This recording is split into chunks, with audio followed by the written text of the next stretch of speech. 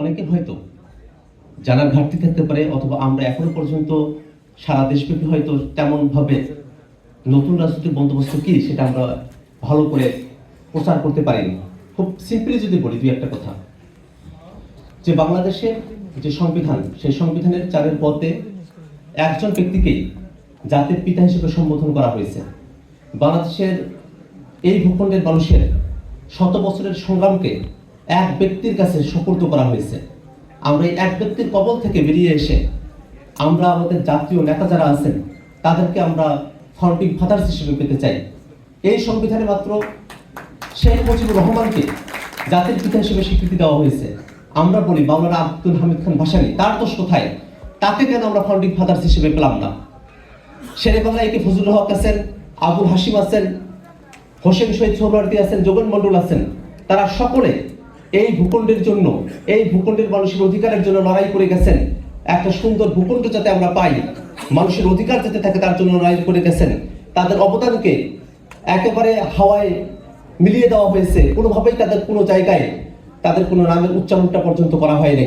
এটাই একটা রাজনৈতিক বন্দোবস্ত, যে বাংলাদেশের ইতিহাসকে এক ব্যক্তির কবল থেকে বের করে নিয়ে এসে বাংলাদেশের জন্য যারা দীর্ঘ সময় ধরে লড়াই করেছেন তাদের সকলের মাঝে এই কৃতিত্বকে বন্টন করে দেওয়া। আপনারা দেখে থাকবেন বাংলাদেশের অতীতে যে রাজনৈতিক দলগুলো বাংলাদেশের ক্ষমতা পরিচালনা করেছে অথবা ক্ষমতা আসবার জন্য চেষ্টা করেছে, প্রত্যেকটা দলই ভারতের সাথে নতজন নীতিতে তারা বিশ্বাসী ছিল। বাংলাদেশের মানুষ জুলাই এবং আগস্টের অভ্যুত্থানের সময়টাতে দিল্লি না ঢাকা, ঢাকা ঢাকা এই স্লোগানের মধ্য দিয়ে দিল্লির আধিপত্যকে খারিজ করে দিয়েছে। অতএব নতুন রাজনৈতিক বন্দোবস্ত হলো এই, যে বাংলাদেশের স্বার্থের প্রশ্নে বাংলাদেশের কোনো রাজনৈতিক দল বাংলাদেশের স্বার্থকে উপেক্ষা করে কোনো সিদ্ধান্ত গ্রহণ করতে পারবে না, কোনো পলিসি নিতে পারবে না। বাংলাদেশের স্বার্থই হবে সকল রাজনৈতিক দলের ভিত্তি। এটাই আমাদের নতুন রাজনৈতিক বন্দোবস্ত। আপনারা জিজ্ঞেস করে থাকতে পারেন যে এই যে নতুন রাজনৈতিক বন্দোবস্তের কথা বলছি, তাতে করে রাজনৈতিক যে দলগুলো আছে সে রাজনৈতিক দলগুলো এখনো পর্যন্ত পরিবারতান্ত্রিক কাঠামোর মধ্য দিয়ে সেগুলো পরিচালিত হয়, এক ব্যক্তি দুই ব্যক্তির সিদ্ধান্তের মধ্য দিয়ে সেগুলো পরিচালিত হয়।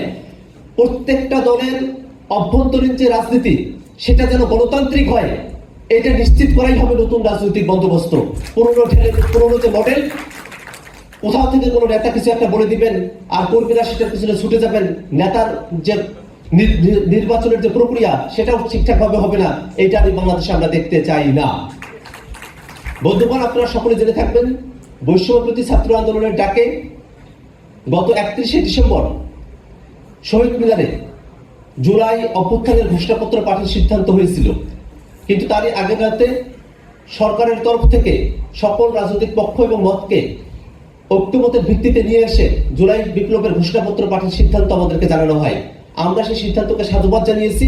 আর মাত্র একটি দিন, অর্থাৎ আগামীকাল 15 তারিখ আমাদের হাতে আছে। আমরা সরকারের কাছে উদাত্ত আহ্বান জানাবো। এখনো পর্যন্ত আমরা দৃশ্যমান কোনো পদক্ষেপ দেখিনি। আমরা চাইবো সরকারের পক্ষ থেকে যে বক্তব্য সেটা যেন অত্যন্ত স্পষ্ট করে আমাদের সামনে উপস্থাপন করেন। আমরা সেই বক্তব্যের উপরে ভিত্তি করে আমরা আমাদের সিদ্ধান্ত জানাবো।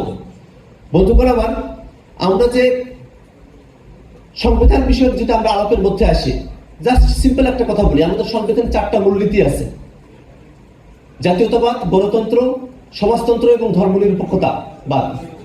এই যে 4টা জিনিস এখানে আছে, আপনারা হিসাব করে দেখেন তো, এই যে ধর্মনিরপেক্ষতার কথা বলা হলো 72 সালের পর থেকে নিয়ে এখনো পর্যন্ত এই ধর্মনিরপেক্ষতার কথা বলে বাংলাদেশে আসলে ইসলাম বিদ্বেষের চর্চা করা হয়েছে।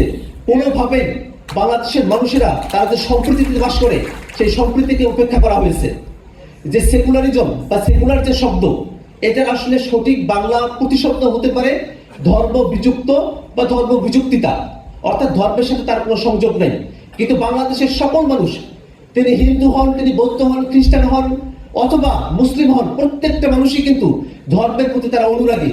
বাংলাদেশের মানুষের ব্যান্ডেডকে না বুঝে, তাদের কথাগুলোকে না স্বীকৃতি দিয়ে আমরা সংবিধানের মধ্যে সেকুলারিজমকে মূলনীতি হিসেবে তখন আমরা এস্টাবলিশ করেছিলাম, যার সাথে বাংলাদেশের আপামর জনতার কোনো সংযোগ নেই। এর জায়গায় বরং বাংলাদেশের মানুষেরা যাতে সম্প্রীতিতে বাস করতে পারে, ধর্মে ধর্মে যাতে কোনো ভেদাভেদ না থাকে, এই কথাগুলো, সম্প্রীতির কথা যেন আমাদের মূলনীতি হয়, এটা আমাদের একটা চাওয়ার জায়গা থাকবে। বন্ধুগণ, আপনারা জানেন আমরা নতুন সংবিধান প্রত্যাশা করি। 72-এর সংবিধানের অসংখ্য ত্রুটি বিচ্যুত আছে, যেগুলো নিয়ে আমাদের পূর্ববর্তী বক্তারা বলে গেছেন এবং আমাদের এখানে প্রাক্তন বিচারপতি স্যার আছেন, তিনি এই বিষয়গুলো নিয়ে বিস্তারিত বলবেন। আমি শুধু এতটুকু বলি, আমাদের এই সংবিধানে আমরা যখন ছোটবেলায় ক্লাস 3, 4, 5 পড়তাম, তখন সমাজবিজ্ঞান বইয়ের মধ্যে আমরা পড়তাম খাদ্য, বস্ত্র, বাসস্থান, শিক্ষা এবং চিকিৎসা এগুলো মানুষের মৌলিক অধিকার। দুর্ভাগ্যের বিষয় হলো আমাদের যে এত মোটা একটা সংবিধান, এই সংবিধানের কোথাও এই 5টা বিষয় যে অধিকার, এর কোনো স্বীকৃতি এই সংবিধানের মধ্যে নাই। অতএব এবং এমন একটা জিনিস করে রাখা হয়েছে, এই সংবিধানের 1/3 কে আর কখনোই নাকি সংশোধন করা যাবে না। এবং এই 1/3 এর মধ্যে তৃতীয় যে অংশটা আছে, থার্ড যে পার্ট আছে, সেই থার্ড পার্টের মধ্যে তো নাগরিকের যে অধিকারগুলো আছে, সেই অধিকারগুলো বর্ণনা করা হয়েছে। এই থার্ড পার্টটাকেও সংশোধন করা যাবে না, এরকম একটা সংবিধান করে দিয়ে যাওয়া হয়েছে, যাতে করে ভবিষ্যতে আর কখনোই খাদ্য, বস্ত্র, বাসস্থান, শিক্ষা, চিকিৎসার যে আমাদের অধিকার, সেটাকে এই সংবিধানে অ্যাড করা হবে, সেই সুযোগটা পর্যন্ত রাখা হয়নি। আমরা তো এরকম সংবিধান নিয়ে স্বাধীনতার প্রায় 55 বছর পর এসে আমরা এরকম খোরা একটা সংবিধান নিয়ে আমরা এগিয়ে যেতে পারি না। একই সাথে আপনারা দেখে থাকবেন, এই সংবিধানে 1/3 কে তো সংবিধানের সংশোধনের অযোগ্য করা হয়েছে এবং প্রধানমন্ত্রীকে এমন ক্ষমতায়ন করা হয়েছে যে একজন ব্যক্তি যিনি বাংলাদেশের প্রধানমন্ত্রী হলেন, সাংবিধানিক প্রক্রিয়াতেই তিনি স্বৈরাচারী হওয়ার সুযোগটা পেয়ে যান। সে অধিকার সংবিধানের মধ্যেই তার জন্য আছে। এইরকম অতিরিক্ত ক্ষমতায়ন করা প্রধানমন্ত্রীকে, একটা ব্যক্তিকে যে সংবিধান করলো, সেই সংবিধান দিয়ে আসলে সামনের বাংলাদেশ নির্মাণ করা সম্ভবপর নয়। এই এখন প্রশ্ন আসতে পারে যে নতুন যে সংবিধান হবে, সেই সংবিধান তারা প্রণয়ন করবে। আমরা এই জায়গায় জাতীয় নাগরিক কমিটির পক্ষ থেকে আহ্বান জানিয়েছি, নতুন যে সংবিধান আসবে, সেই সংবিধান প্রণয়নের জন্য একটি গণপরিষদ নির্বাচন হতে হবে।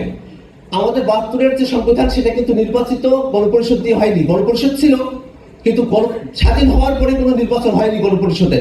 কিন্তু আমরা এখন চাই একটি গণপরিষদ নির্বাচন হবে, সেই নির্বাচনের মধ্য দিয়ে যারা প্রতিনিধি হয়ে আসবেন, তারা একটি সংবিধান প্রণয়ন করবেন এবং একই সাথে সংবিধান প্রণয়নের পাশাপাশি তারা আইনসভার সদস্য হিসেবেও তারা ভূমিকা পালন করবেন। আশা করি এই জায়গায় রাজনৈতিক যে দলগুলো আছে, পক্ষগুলো আছে, তাদের বিরোধ থাকবে না। রাজনৈতিক দল বা পক্ষগুলো তারা একটা দাবি করছে, জাতীয় সংসদের নির্বাচন। আমরা 2টা দাবি করছি, গণপরিষদ নির্বাচন এবং জাতীয় সংসদের নির্বাচন একই সাথে। যদি আমাদের দাবিটাকে গ্রহণ করা হয়, অটোমেটিক্যালি রাজনৈতিক যে দলগুলোর একটা দাবি, সে দাবিটা পূরণ হয়ে যায়। অতএব রাজনৈতিক দলগুলোর এই যে বোঝাদায় হওয়ার যে জায়গাটি আছে, জনগণের কাতারে এসে তাদের বক্তব্যকে সেটা শুনবার যে দায়বদ্ধতা আছে, সে দায়বদ্ধতা যদি তারা পালন করেন, অবশ্যই তারাও গণপরিষদ নির্বাচনের ব্যাপারে সম্মত হবেন বলে আমরা আশাবাদ রাখতে পারি। বন্ধুগণ, ঘোষণাপত্রের বিষয়ে এখানে কথা এসেছে। আমরা বলেছি আমাদের যে ঘোষণাপত্র 71-এ আমাদের যে প্রোক্লামেশন অফ ইন্ডিপেন্ডেন্স ঘোষণা করা হলো, 26শে মার্চ থেকে যেগুলো ইফেক্টিভ করা হয়েছে, 10 এপ্রিল এটা ঘোষণা করা হলো। এটা আপনারা পড়ে দেখবেন, এই ঘোষণাপত্রের মধ্যে 70-এর যে নির্বাচন, সেই নির্বাচন থেকে নিয়ে পরের ঘটনাগুলোকে উল্লেখ করা হয়েছে। কিন্তু আমাদের সংগ্রামের ইতিহাস তো শুধু 70 বা 71 থেকে না, আমাদের সংগ্রামের ইতিহাস ব্রিটিশ বিরোধী আন্দোলনের মধ্য দিয়ে আমাদের সংগ্রামের ইতিহাসটা শুরু হয়েছে। অতএব ছাত্র জনতার পক্ষ থেকে দাবি হচ্ছে, ব্রিটিশ বিরোধী আন্দোলনের সময় থেকে শুরু করে নিয়ে 40-এর দশকের পাকিস্তান আন্দোলন, 71-এর মুক্তিযুদ্ধ এবং 24-এর অভ্যুত্থানের যে স্পিরিট, এই প্রত্যেকটা বিষয়কে ঘোষণাপত্রের মধ্যে নিয়ে আসতে হবে। এবং একই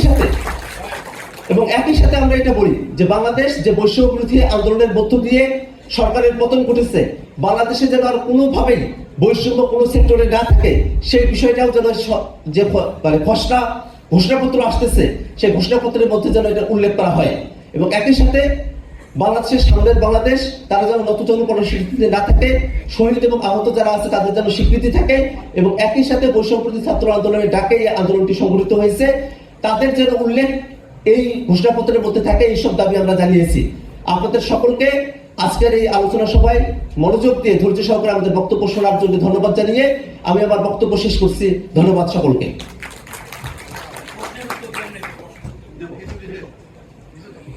ধন্যবাদ জানাব আক্তার হোসেন সাহেবকে।